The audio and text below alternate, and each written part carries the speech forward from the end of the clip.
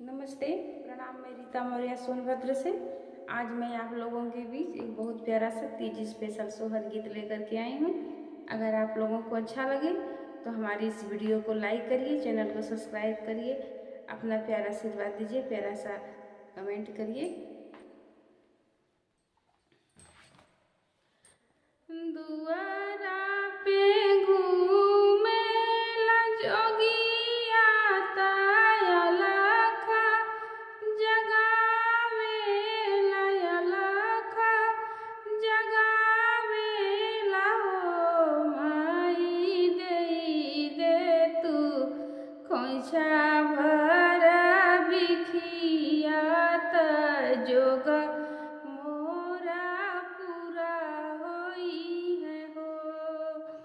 माई देई दे तू खोइछा भर बिखिया त जोग मोरा पूरा होई है हो।